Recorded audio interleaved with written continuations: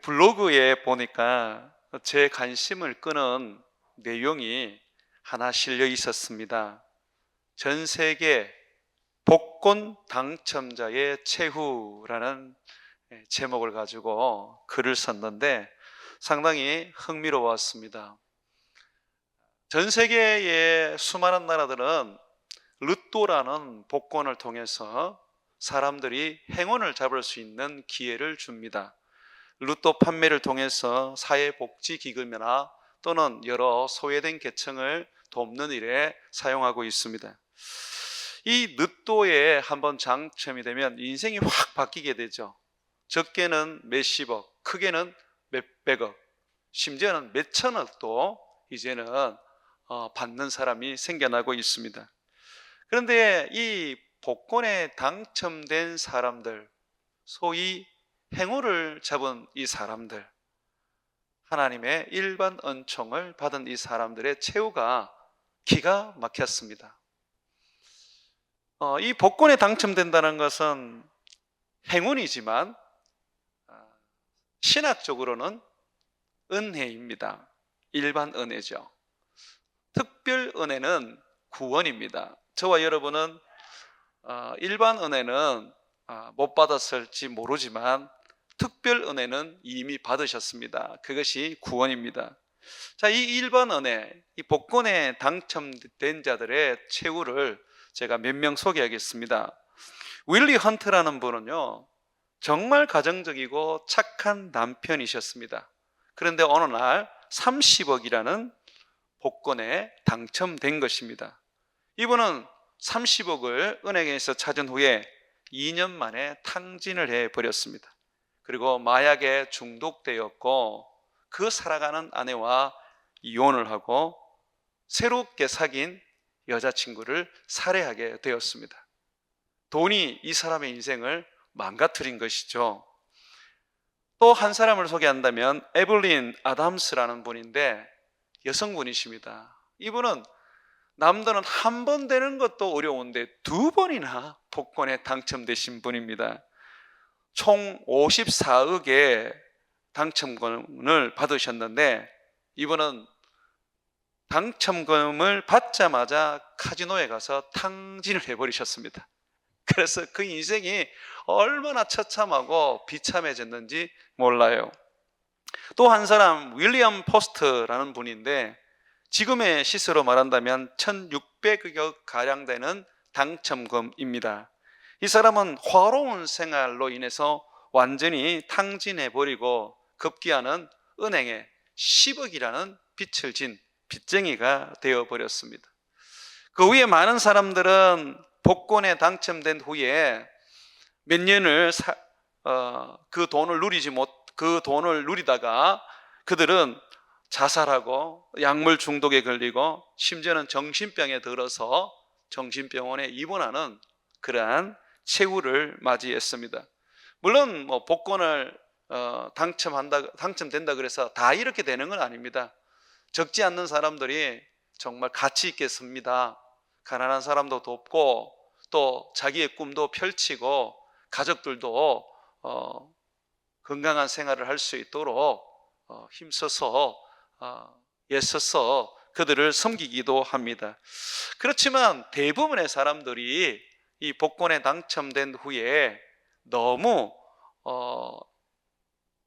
쉽게 번 돈이라고 여겼는지 탕진하고 그 삶이 망가졌다는 것입니다.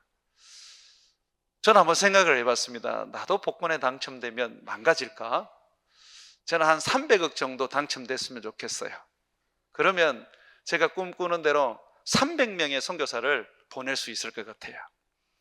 하나님, 저도 복권 한번 당첨되게 해주십시오. 300억만 해주시면 제가 이거 그대로 300명의 선교사를 세계에 보내겠습니다. 제가 그렇게 하나님 앞에 마음이 생기더라고요.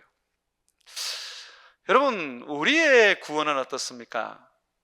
이 구원도 복권처럼 오늘날 우리들에게 그저 주어진 은혜 아닙니까? 복권이라는 것은 행운입니다. 다른 말로 말하면 일반 은총이죠. 구원도 우리에게는 선물입니다. 하나님이 주시는 특별 은혜인 것이죠. 그런데 이 은혜를 우리는 어떻게 누리고 있고 사용하고 있는지 한번 돌아봐 주십시오. 구원이 내가 받은 하나님의 은혜라는 것에 대해서는 여러분들 모두가 동의할 겁니다. 디모데후서 1장 9절에 보게 되면 하나님이 우리를 구원하사 거룩하신 소명으로 부르심은 우리의 행위대로 하심이 아니요 오직 자기의 뜻과 영원 전부터 그리스도 예수 안에서 우리에게 주신 은혜대로 하심이라고 말하고 있습니다. 구원이라는 것은 하나님의 은혜이지요. 나를 부르셔서 하나님의 자녀로 삼으시고 예수님의 제자로 삼으신 것은 은혜이지요. 목사가 된 것도 하나님의 은혜요, 장로가 된 것도 하나님의 은혜요, 집사가 된 것도 하나님의 은혜요, 권사가 된 것도 하나님의 은혜입니다. 어느 하나 하나님의 은혜 없이 된 것은 없습니다. 그래서 우리는 이것을 공짜라고 생각해서 가치 없게 쓰고 있지는 않는지 한번 살펴봐야 합니다. 복권에 당첨되어서 몇 년 만에 탕진하는 사람과 같이 우리도 구원을 그렇게 헛되이 쓰고 있지는 않느냐 하고 살펴봐야 된다는 것입니다. 바울은 하나님의 은혜가 공짜라고 해서 결코 그것을 쉽게 남용해서는 안 된다라고 가르칩니다. 바울은 하나님의 은혜를 헛되이 하지 말라고 경고하고 있습니다. 고린도후서 6장 1절에 보게 되면 우리가 하나님과 함께 일하는 자로서 너희를 권하노니 하나님의 은혜를 헛되이 받지 말라고 말하고 있습니다. 하나님의 은혜를 헛되이 받지 말라. 복권에 당첨되었을 때에 공짜라고 해서 흥청망청 유흥에 빠져서 살지 마라 라와 같이 하나님이 주신 은혜 그거 쉽게 여기고 함부로 사용하지 마라 라고 가르치고 있는 것입니다.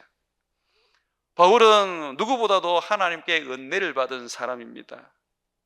그 사람은 예수를 믿는 사람을 잡아서 감옥에 집어넣고 심지어 예수를 믿는 사람들을 죽이던 살인자였습니다. 다메섹이라는 남의 나라의 한 도시, 거기에 예수 믿는 사람을 잡으러 갔다가 예수님을 만나면서 부활하신 예수님이 그에게 나타나면서 그는 구원을 얻었습니다. 그런 후에 그는 인생이 바뀌어서 복음을 전하는 사람이 되었습니다. 예수를 믿는 사람을 박해하다가 예수를 전하는 전도자가 된 것입니다. 그는 이렇게 고백하고 있습니다. 내가 나 된 것은 하나님의 은혜로 된 것이니 내게 주신 그의 은혜가 헛되지 아니하여 내가 모든 사도보다 더 많이 수고하였으나 내가 한 것이 아니요 오직 나와 함께 하신 하나님의 은혜로다고 말하고 있습니다. 바울은 하나님께 받은 그 은혜를 정말 값지게 사용했습니다. 땅끝까지 복음을 전하는 일에, 예수 그리스도를 사람들에게 알려주는 일에 그 은혜를 사용했습니다. 다른 사람들보다 더 많이 수고하고 헌신했습니다. 환난도 얼마나 많이 받았는지, 매도 얼마나 많이 맞았는지 정말 말하기조차도 어려울 정도로 극심한 고통을 받았습니다. 그럼에도 불구하고 그는 예수님을 꼭 붙잡고 곳곳마다 예수님을 전가하고 교회를 세웠습니다. 왜 그렇게 했습니까? 은혜를 헛되이 하지 않기 위한 것입니다. 여러분에게 주신 은혜, 여러분에게 주신 구원, 여러분들은 헛되이 쓰고 있지는 않습니까? 주님이 주신 그 구원, 주님이 주신 그 은혜와 축복을 우리는 정말 가치 있게 그리고 하나님을 영화롭게 하는 일에 사용하고 있습니까? 낭비하고 덮어두고 버리고 끝나지는 않느냐 말입니다. 마치 일회용품처럼 한번 은혜 받고 그거 폐기해버리지는 않는지 참으로 우리는 돌아봐야 합니다. 마리아는 예수님의 어머니입니다. 마리아는 율법에 있어서 흠이 없는 사람이었습니다. 이 사람은 약혼자도 있었습니다. 요셉이라는 남편 될 사람이 있었습니다. 그런데 어느 날 그에게 가브리엘 천사가 나타나서 하나님의 말씀을 전해줍니다. 마리아여, 너는 하나님께 은혜를 받았단다. 마리아는 너무나도 놀랐습니다. 갑자기 천사가 나타나서 하나님께 은혜를 받았다고 그러니 도대체 무슨 말인지 이해를 하지 못했던 겁니다. 천사가 말하기를 너의 몸에 하나님의 아들 예수 그리스도가 잉태될 것이다. 너는 남자를 알지 못하고 남자와 잠도 자지 않았지만 성령으로 말미암아 너에게 아기가 생길 것이다. 그 아기는 예수라고 불리워진단다. 온 세상을 구원하실 분, 자기 백성들의 죄를 속죄하실 분이란다 라고 했습니다. 여러분, 이게 은혜가 됩니까? 처녀의 몸에 애가 생겼어요. 그러면 자기가 잘못도 하지 않았는데 애가 생겼단 말이에요. 이 정혼한 약혼자는 어떻게 하겠습니까? 율법대로 돌로 쳐 죽이든지 파혼을 해서 조용히 관계를 끝내지 않겠습니까? 유대 사회에 남편 없이 미혼모가 되어서 살아간다는 것은 정말 저주스럽고 고통스러운 인생입니다. 그래서 성경에 보게 되면 세상에서 가장 유대 사회에서 불쌍한 자가 고아와 가부라고 말하지 않습니까? 이 미혼모도 과부란 말이에요. 그런데 마리아가 어떻게 반응했습니까? 하나님께 은혜를 받고 예수님을 그가 잉태하게 된다고 했을 때 그는 이렇게 반응을 했습니다. 주의 여정이오니 말씀대로 내게 이루어질지이다 라고 말입니다. 그녀는 자기를 헌신했습니다. 자기를 희생했습니다. 사람들에게 오해를 받는 것이 두렵지 않았습니다. 파혼당하는 것도 그녀는 염려되지 않았습니다. 돌맞아 죽어도 그녀는 괜찮았습니다. 왜냐하면 하나님의 은혜가 자기에게 임했을 때에 기꺼이 그녀는 자기의 삶을 드릴 수가 있었던 겁니다. 사랑하는 여러분, 우리가 받은 은혜는 복권하고 너무너무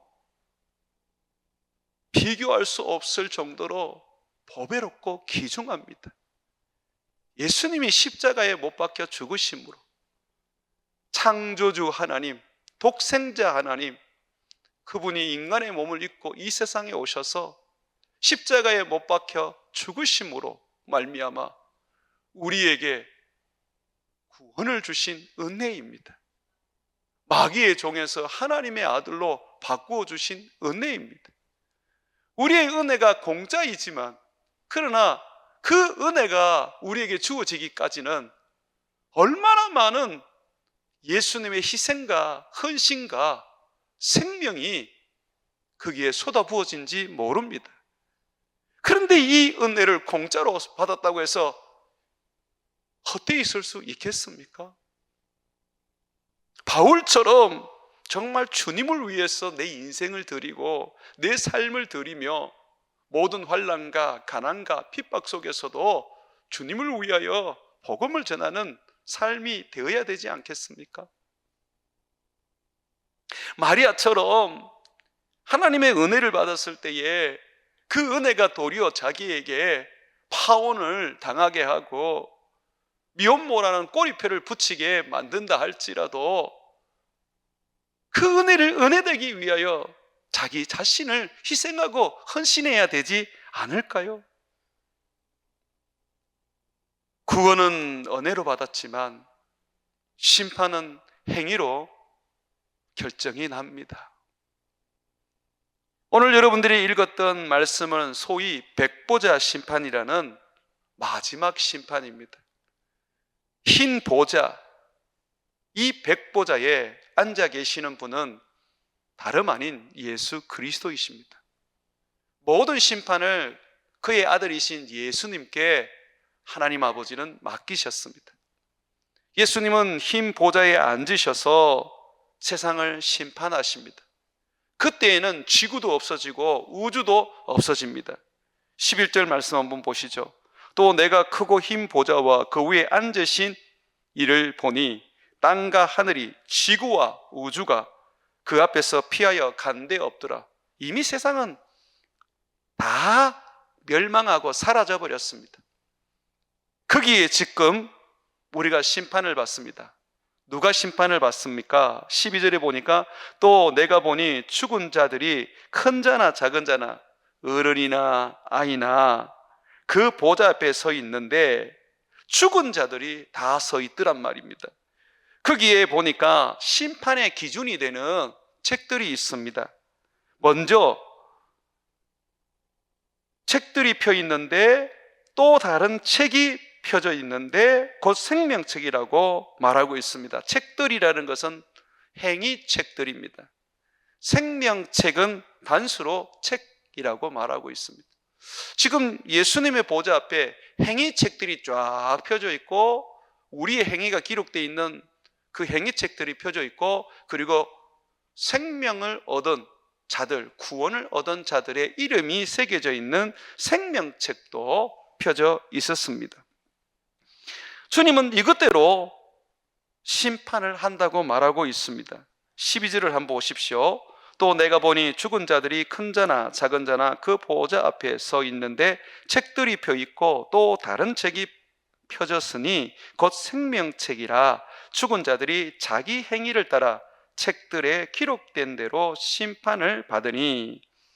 자, 이 죽은 영혼이 주님 앞에 서 있습니다. 그런데 이 영혼이 심판을 받는 것이 아닙니다. 그 영혼과 함께 육체가 심판을 받습니다. 13절 보십시오. 바다가 그 가운데 죽은 자들을 내주며, 바다에서 죽은 자들, 그 모든 육체, 가루가 되었던 또는 흔적도 없는 어떤 존재가 되었던 간에 다 내놓습니다.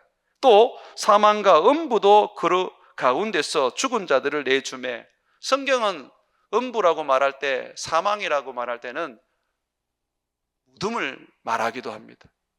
무덤에서 사람들이 다 살아나는 거예요. 예수 믿는 사람들만 부활하는 것이 아니라 예수 믿지 않는 사람들도 부활합니다.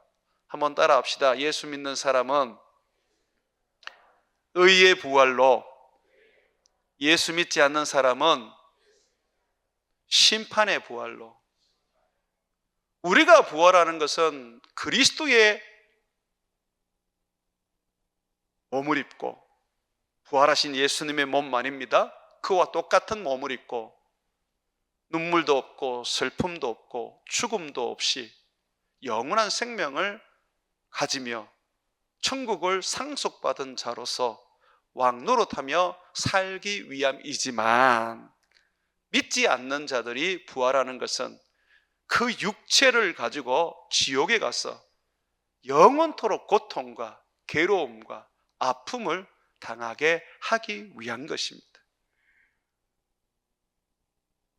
제가 대학교 다닐 때에 지옥이 얼마나 뜨거운 곳일까 한번 경험해 보려고 집에 가스레인지를 켜놓고 손을 올려놓은 적이 있습니다. 조금만 올려놨는데 막 타는 냄새도 나고 눈이 얼마나 뜨거운지 정신을 못 차리겠더라고요.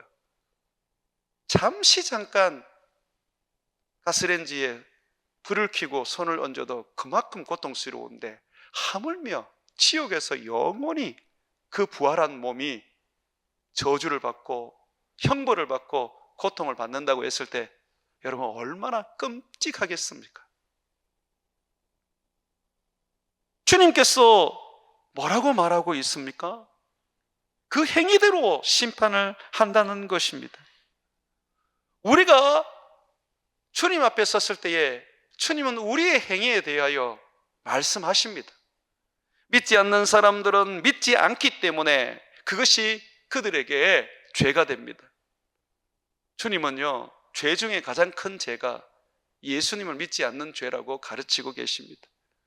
다른 죄를 다 덮어주고 용서해 준다 하더라도 예수 믿지 않는 죄는 용서할 수가 없습니다. 예수님을 떠난 죄, 예수님을 버린 죄도 사망에 이르는 죄입니다. 하나님은 절대로 예수를 믿지 않는 그 죄에 대하여, 예수님을 버리고 떠난 죄에 대하여 용서하지 않습니다. 그 아들을 십자가에 죽게까지 하면서 우리를 구원해 주었는데 그 아들을 발로 밟고 배교하고 그를 떠난다는 것은 주님이 용납할 수 없는 일이기 때문입니다.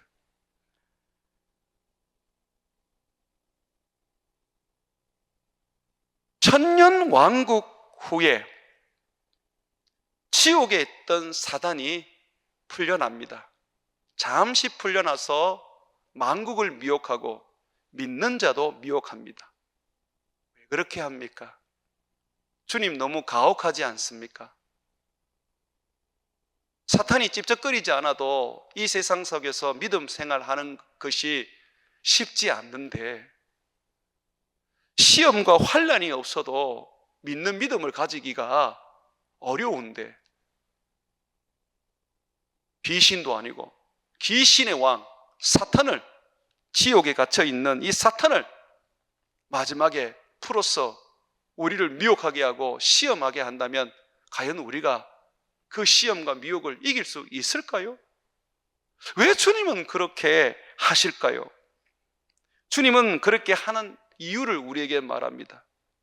네가 나를 경외하는지, 네가 받은 은혜를 정말 헛되이 하고 있지 않았는지, 네가 정말 내가 준 그 구원을 온전히 네가 붙잡고 있는지 나는 너를 달아본다고 말씀하고 있습니다.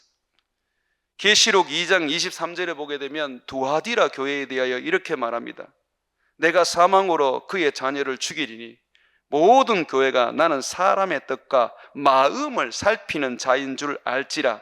내가 너희 각 사람의 행위대로 갚아주리라. 여러분, 우리가 계시록을 읽으면 굉장한 혼란이 옵니다.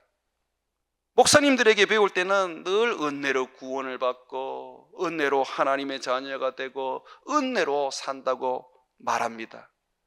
그런데 계시록에 들어가 보게 되면 네 행위대로 내가 갚아주겠다, 네 행위가 이렇다, 그러므로 내가 너에게 말한다, 회개하라, 안 그러면 촛대를 옮겨버리겠다. 계시록에는 정말 행위에 대한 이야기로 가득 차 있습니다. 여러분, 우리가 구원은 은혜로 받습니다. 그런데 이 은혜를 은혜 되게 하지 못하고 헛되이 은혜를 쏟아버리면 우리는 그 행위에 대하여 반드시 심판을 받게 되어 있습니다. 사망에서 생명으로 옮긴 자들은 그 행위에 있어서 온전한 자들입니다.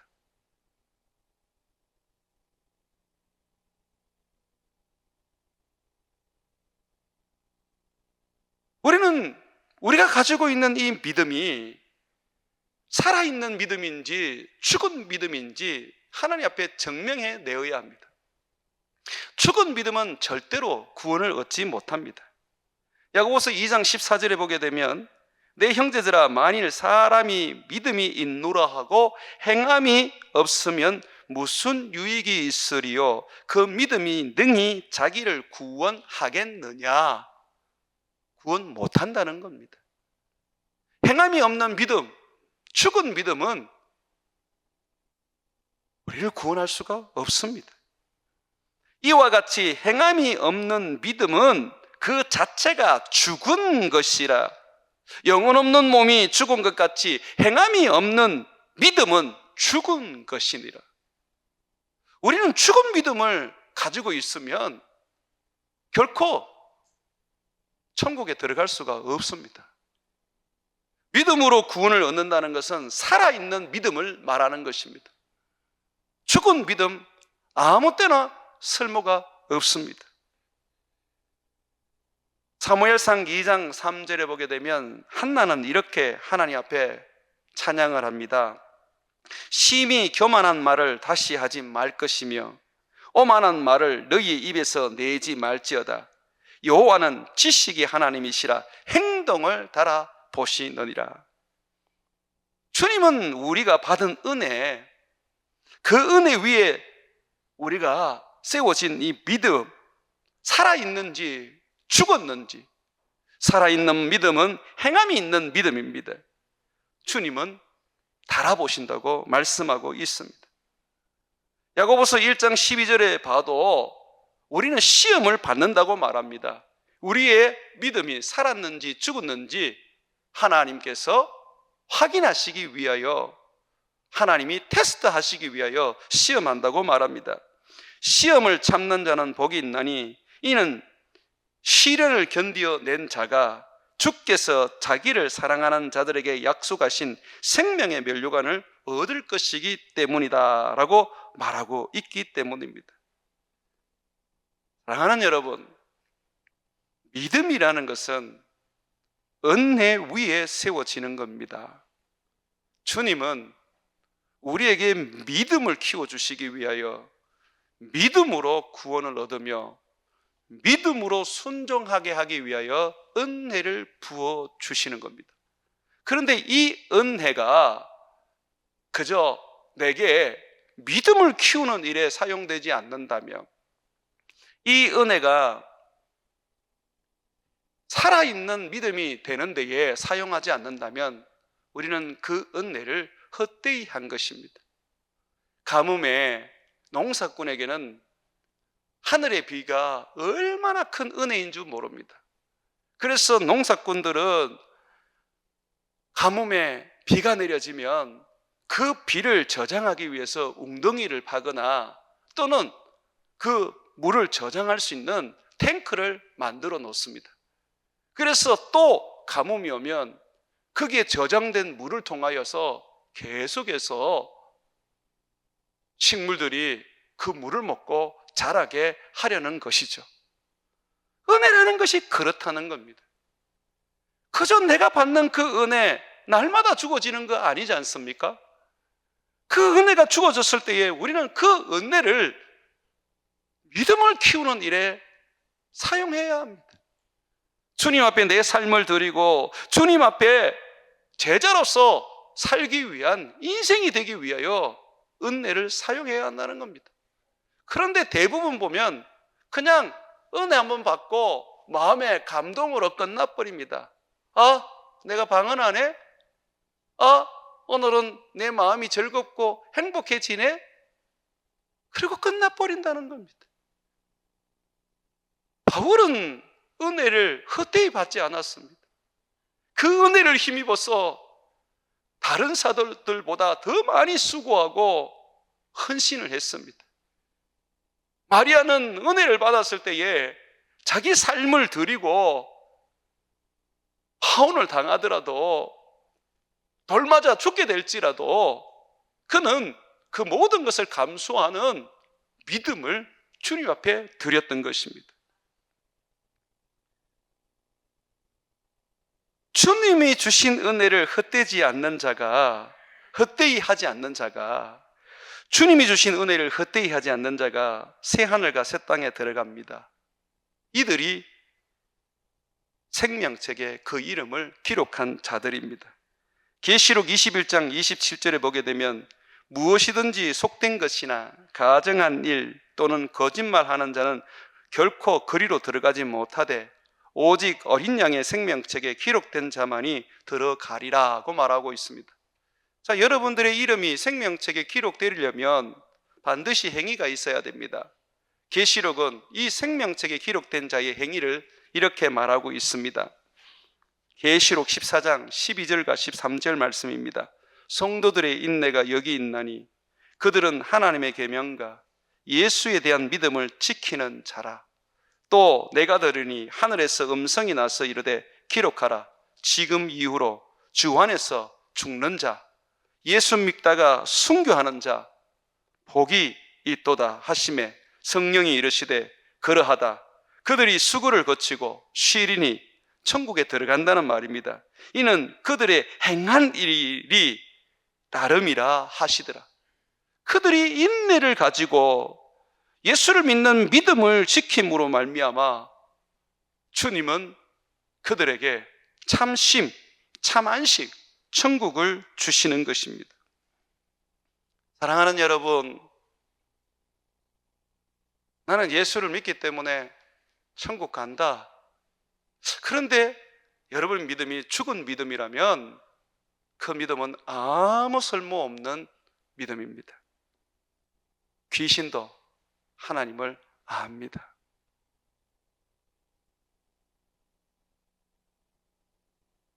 우리의 이름이 언제 생명책에 기록되어 있습니까? 여러분들이 배우기로는 창세 전에 기록되어 있다고 말하죠. 그런데 성경은 창세 전인지 창세 후인지 우리에게 다소 어렵게 이야기를 해주고 있습니다. 계시록 13장 8절에 보게 되면 죽음을 당한 어린 양의 생명책은 예수님 그분의 책입니다. 죽임을 당한 어린 양 예수님의 생명책에 창세 이후로 이름이 기록되지 못하고 이 땅에 사는 자들은 다 짐승에게 경배하리라. 누구든지 귀가 있거든 들을지어다. 여기 보면 창세 이후예요. 이 창세 이후를 영어 성경으로 보면 프롬이라고 말하거든요. 세상이 창조된 때 그때부터라고 말하고 있거든. 그런데 왜 창세 전이라고 말하느냐 하면 에베소서 1장 3절에 보게 되면 창세 전에 그리스도 안에서 우리를 택하사라는 말이 있기 때문입니다. 그래서 학자들은 에베소서의 말씀을 근거해서 소위 바울 신학이라고 말하는데 창세 전이라고 확정을 합니다. 그러나 또 다른 학자들은 그렇게만 볼 수 없다. 에베소서 1장에는 창세 전에 택함을 받았다 그러지만 계시록 13장에는 창세 이후라고 말하지 않느냐라고 말합니다. 그리고 거기에는 어린 양의 생명책, 죽임을 당한 어린 양의 생명책이라고 말하지 않느냐. 다시 말해서 예수 그리스도를 믿는 자들이 그 보혈을 힘입는 자들이 그 생명책에 기록된 것 아니냐 라고 말하고 있단 말입니다. 또 여러분 계시록 17장 8절에도 한번 보시면 네가 본 짐승은 전에 있었다가 지금은 없으나 장차 무지갱이로부터 올라와 멸망으로 들어갈 자니 땅에 사는 자들로서 창세 이후로 그 이름이 생명책에 기록되지 못한 자들이 이전에 있었다가 지금은 없으나 장차 나올 짐승을 보고 놀랍게 여기니라고 말하고 있습니다. 여기서 창세 이후에 라고 말하고 있습니다. 자, 여러분, 창세 전이든 창세 후든 그건 여러분들이 결정하십시오. 그런데 내 말을 분명히 들으십시오. 창세 전이든 창세 후이든 생명책에 이름이 없는 자의 독특한 특징이 하나 나오더라는 겁니다. 뭡니까? 우상을 숭배하고 사탄을 경배하며 666표를 받는다는 겁니다. 내가 지금 예수를 온전히 믿지 않고 예수를 배교했는데, 내가 지금 예수 그리스도 그분을 떠났는데 666표를 받았는데 내가 세상의 짐승과 용에게 경배하고 예배하는데 내 이름이 생명책에 있다고 말할 수 있습니까? 성경은 분명히 생명책에 있는 이름이 있는 자와 생명책에 이름이 없는 자의 차이를 분명히 말합니다. 어떤 차이입니까? 사탄에게 경배하는 자, 세상 우상에 경배하는 자, 짐승을 숭배하는 자라는 것입니다. 저는요, 여러분들에게 창세 전에 여러분의 이름이 기록됐는지 창세 후에 이름이 기록됐는지 그 중요한 부분에 대해서 얘기하고 싶지 않습니다. 정말 제가 얘기하고 싶은 것은 내가 예수를 믿을 때에 내 이름은 생명책에 있다는 것입니다.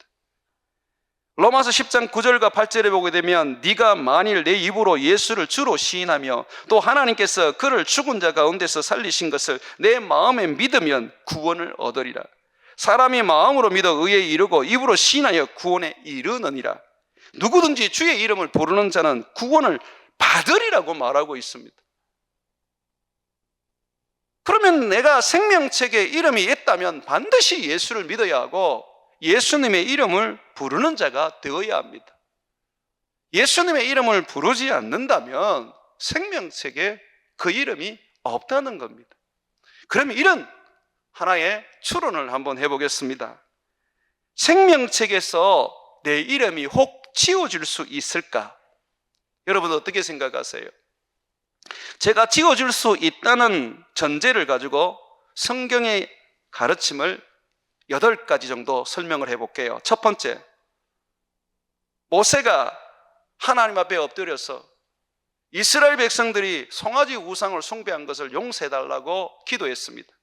만약에 용서해주지 않으면 내 이름을 생명책에서 빼버리시라고 말했습니다.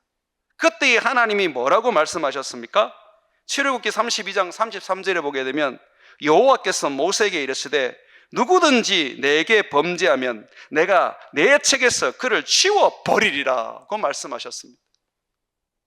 생명책에 이름을 기록하는 것도 하나님의 절대 주권이고 그 이름을 지우는 것도 하나님의 절대 주권입니다. 하나님은 그 이름을 쓸 수도 있고 그 이름을 지울 수도 있습니다.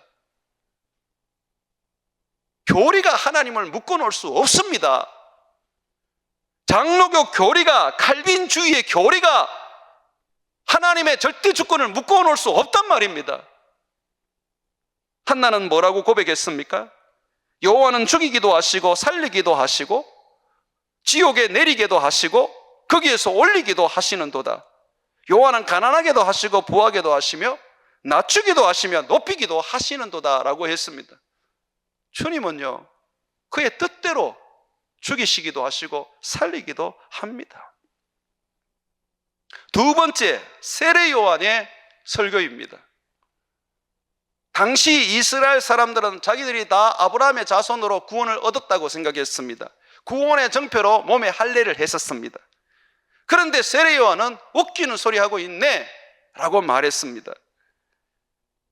마태복음 3장 7절과 10절에 보게 되면 세례를 받으러 오는 유대인의 종교 지도자 바리새인과 사두개인들에게 이렇게 말합니다. 독사의 자식들아! 이 독사의 자식이란 것은 사탄의 자식들아 라는 말입니다.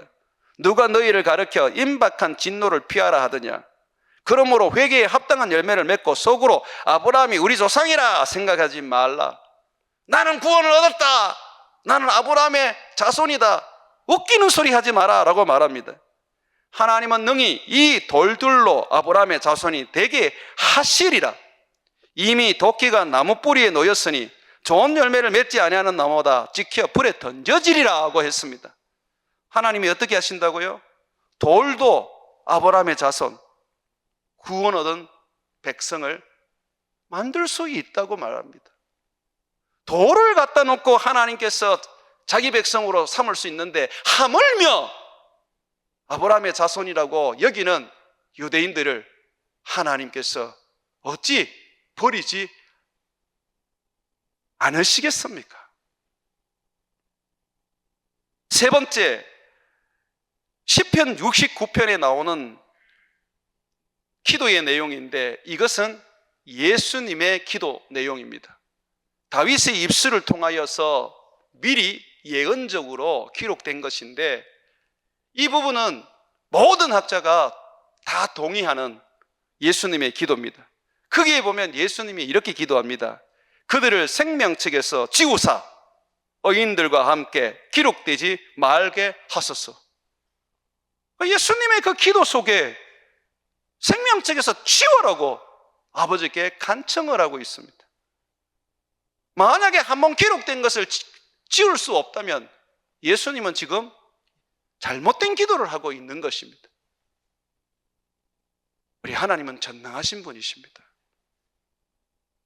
죽이기도 하시고 살리기도 하시고 지우기도 하시고 기록하시기도 하십니다. 예수님은 계시록에서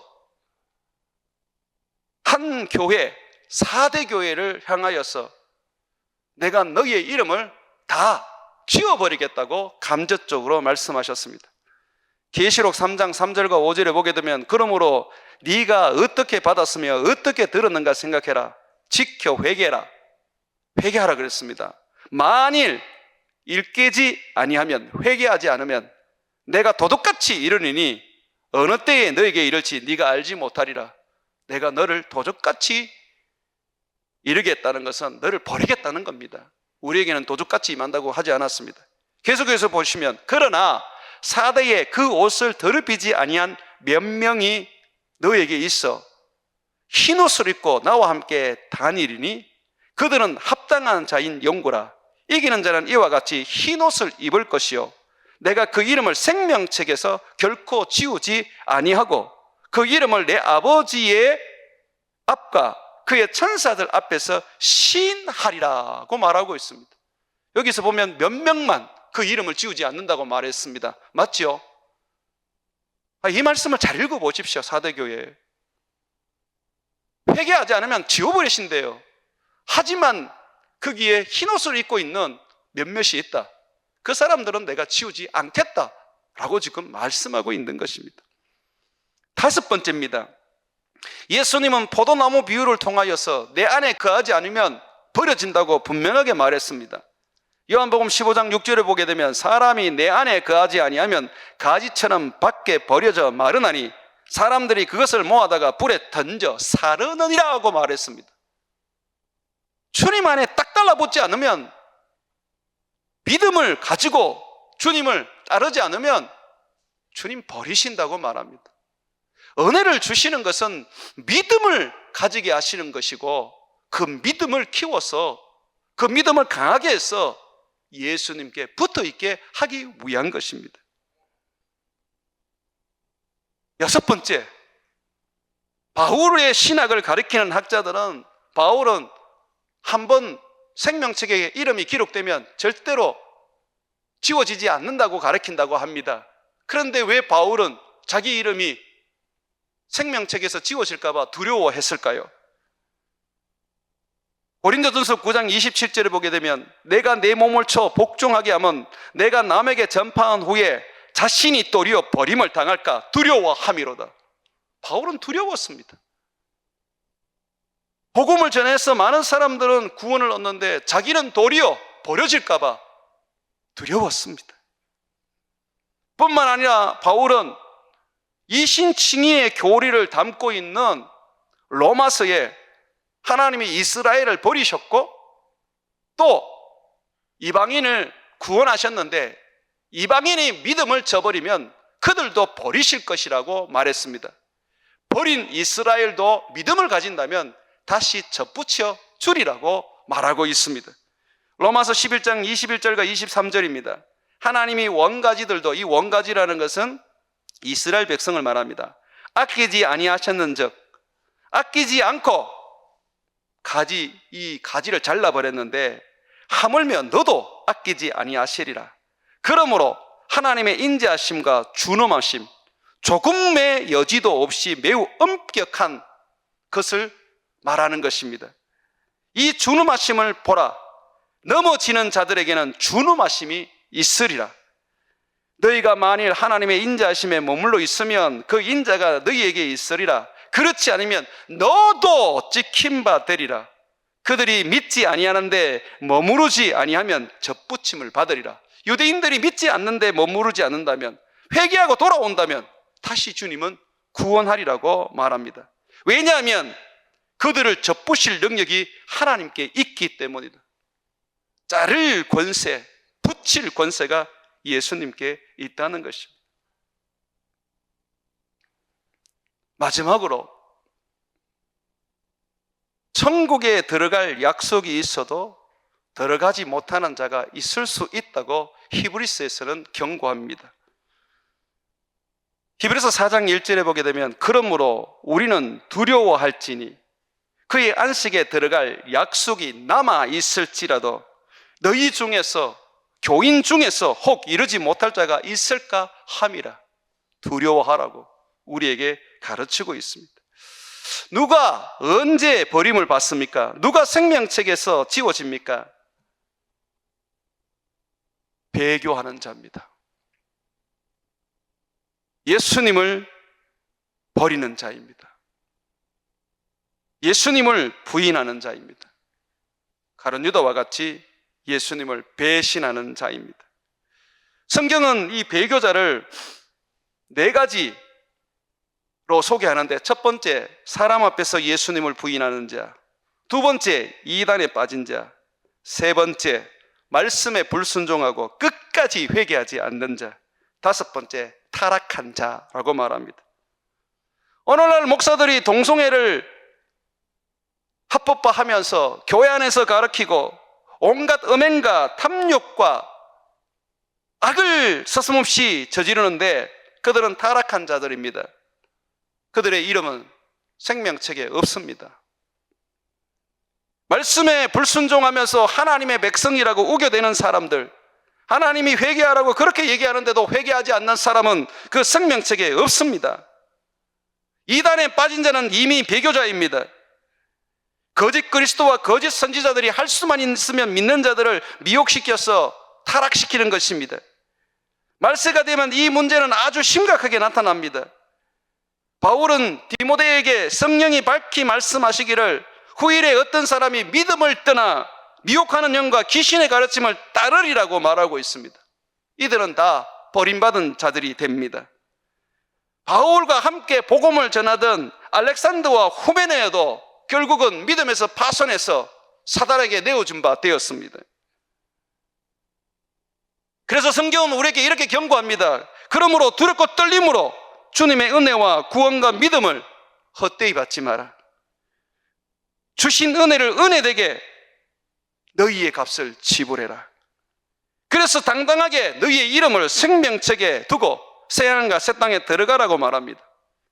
빌립보서 2장 12절에 나의 사랑하는 자들아, 너희가 나 있을 때뿐 아니라 더욱 지금 나 없을 때도 항상 복종하여 두렵고 떨림으로 너희 구원을 이루라고 말하고 있습니다. 베드로전서 1장 17절에 보게 되면 베드로는 이렇게 경고합니다.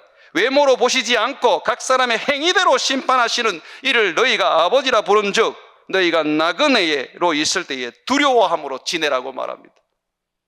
두려워한다는 것은 하나님을 경외하라는 겁니다. 오늘날 목사들이 하나님을 쉽게 생각해라. 너희 아버지 아니냐? 자식이 잘못할 수도 있지. 뭘 그거 가지고 염려하느냐라고 합니다. 그러나 성경은 정반대를 가리킵니다. 두려워해라. 나그네로 있을 때에 두려워해라. 하나님은 그 행위대로 심판하시는 분이라고 말하는 것입니다. 사랑하는 여러분, 교리가 우리를 구원해 주지 않습니다. 장로교 신조가 우리를 구원해 주지 않습니다. 웨슬리안이 우리를 구원해 주지 않습니다. 성경이 우리에게 진리를 얘기해 주고 있습니다. 하나님은 절대적 주권을 가지고 있습니다. 죽이기도 하시고 살리기도 하시고 있게도 하시고 없게도 하십니다. 생명책에 그 이름을 쓰기도 하시고 지우기도 하십니다. 그러므로 바울처럼 자신을 복종해서 주님을 두려워하며 주님 그 오시는 그날까지 믿음으로 사십시오. 하나님의 은혜를 받으러 오셨습니까? 이 은혜가 여러분의 믿음을 세우고 견고하게 하며 주님을 섬기는데 사용되어야 합니다. 한번 울고 가시면 여러분은 믿음이 헛된, 이 은혜를 헛되게 받는 자가 되는 겁니다. 은혜를 헛되이 받지 마십시오. 주님 오실 날이 다 되었습니다. 이제 곧 여러분을 시험하는, 믿음을 시험하는 일들이 반복해서 일어날 것입니다. 심지어는 지옥에서 사탄이 올라와서 여러분이 은혜로 얻은 믿음을, 은혜로 만들어진 믿음을 미혹하고 시험하여 그리스도에게서 떨어져 나가도록 애쓸 것입니다. 그러므로 깨어서 정신 차리고 오직 은혜가 은혜되도록 여러분의 삶을 마리아처럼 값을 지불하시기를 주의 이름으로 축원을 드립니다.